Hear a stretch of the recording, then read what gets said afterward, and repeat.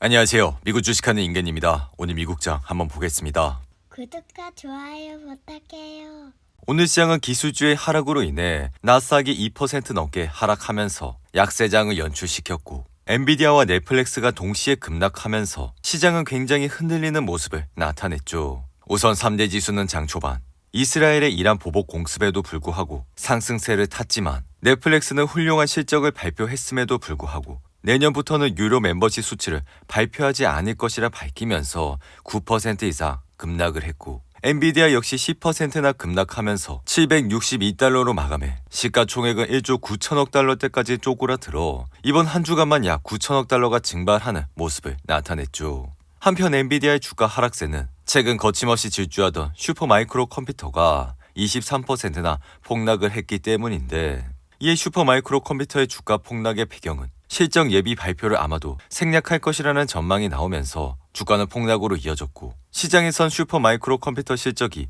또다시 당초 예상했던 수준을 크게 뛰어넘을 것이라 보고 다음 달 실적 발표 전 예비 발표를 통해 전망을 상향 조정할 것으로 기대를 해왔다 할 수 있죠. 이에 따라 SMCI는 과거 7분기에서 실적 예비 발표를 해왔고 이러한 과정에서 대개 실적이 예상보다 나아질 것이란 점을 강조했다 할 수 있습니다. 덩달아 지난 2월에도 실적 발표 11일 전에 매출과 순이익 전망을 급격히 상향 조정하는 예비 발표에 나서 주가가 폭등한 바가 있는데 하지만 다음 달 7일 분기 실적 발표를 앞두고 11일 앞둔 이날 SMCI가 아무런 발표도 없이 잠잠하자 투자자들은 투매에 나서는 모습을 보여줬죠. 한편 SMCI는 엔비디아와 같은 반도체 회사에서 부품을 구입해 인공지능 핵심 인프라인 서버와 데이터 센터를 만들어 클라우드 업체들에게 제공하는 기업인데 이러한 SMCI 실적이 기대에 못 미친다는 것은 엔비디아를 비롯한 반도체 시장에 먹구름이 들이우게 된다는 뜻으로 이날 SMCI가 폭락하면서 엔비디아 주가 역시 동반 폭락을 하는 모습을 나타냈는데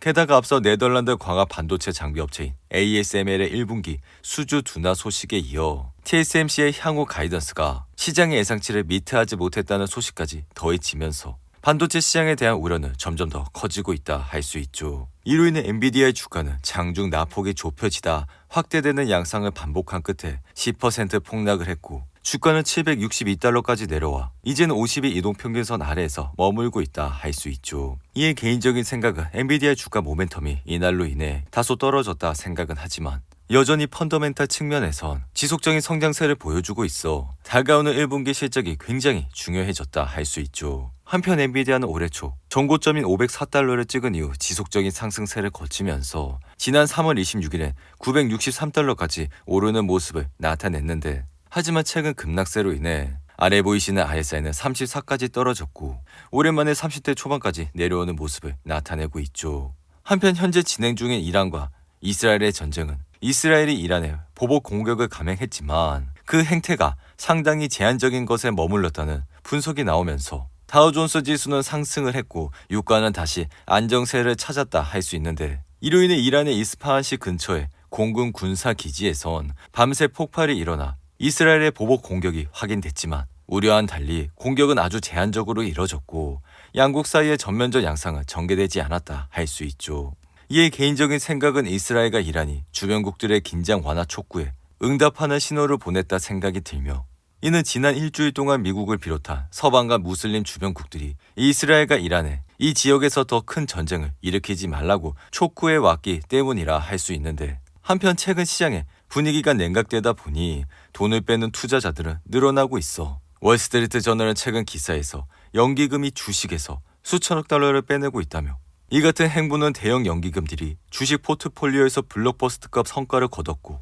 이제 펀드 매니저들이 차익 실현을 거두고 있다는 내용을 밝혔는데 이에 개인적인 생각은 이들이 주식에서 돈을 빼는 이유는 안전자산인 채권보다 위험자산인 주식에 투자했을 때 얻을 수 있는 위험 프리미엄이 이전보다 굉장히 낮아졌고 이로 인해 이러한 돈들은 다시 채권으로 옮겨지고 있다 할 수 있죠. 이에 따라 S&P 500 지수는 최근 6거래일 연속 하락세를 나타내 지수는 4,967선까지 내려왔고 주식시장의 피어인 그리드 지수는 31까지 내려와 이제는 극도의 공포감 코아까지 내려왔다 할 수 있죠. 이에 개인적인 생각은 이러한 기회는 1년 중 두세 번에 달하는 기회로 만약 주식시장이 극도의 공포감에 들어오게 된다면 좋은 주식들을 적극적으로 매수해야 한다 생각이 드는데 한편 테슬라의 주가는 이날도 2% 가까이 하락하며 147달러로 마감했고, 테슬라가 이날 하락을 하게 된 주요 배경은 전기 픽업 트럭인 사이버 트럭을 4,000대 상당을 리콜하기로 발표했기 때문이죠. 이로 인해 테슬라는 2024년형 사이버 트럭 3,878대가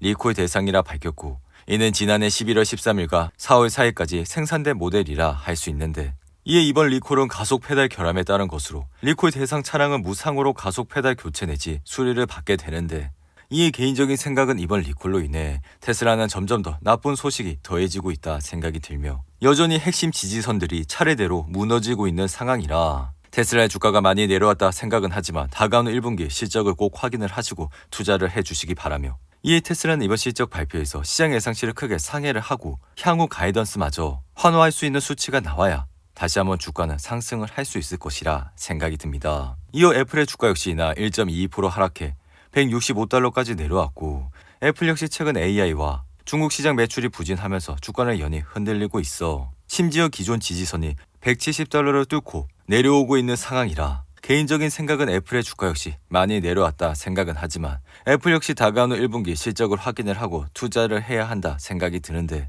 이어 메타는 최신 대규모 언어 모델 라마3 기반의 인공지능 챗봇 메타 AI를 페이스북과 인스타그램, 왓츠앱에 탑재한다 밝혔고, 이로 인해 메타 AI는 SNS 플랫폼 앱 검색창에 내장돼 사용자들이 무료로 질문하고 답을 구할 수 있다 밝혔는데, 이에 메타 AI 사용자들은 휴가 계획이나 레스토랑 추천 등의 도움을 받을 수 있게 됐고, 심지어는 수학 문제를 풀거나 전문적인 이메일을 작성하는 방법 등을 메타 AI에 물어볼 수 있게 됐는데, 하지만 메타의 주가는 이날 4% 이상 하락해 481달러로 마감했고, 메타는 지난 4월 8일 531달러를 찍은 이후 하락세를 거치면서 현재 주가까지 내려와 50일 이동 평균선에 머물고 있다 할 수 있죠. 한편 공급량이 절반으로 줄어드는 반감기를 맞아 가격이 급등할 것이라는 전망과 달리 가상화폐 대장주 비트코인은 연일 출렁이고 있는 모습을 보여 현재는 64,000달러대에서 움직이고 있고, 이에 비트코인은 전날 63,000달러대에서 움직이다가 이스라엘이 이란에 대해 보복을 감행했다는 소식에 6만 달러 아래까지 폭락했고,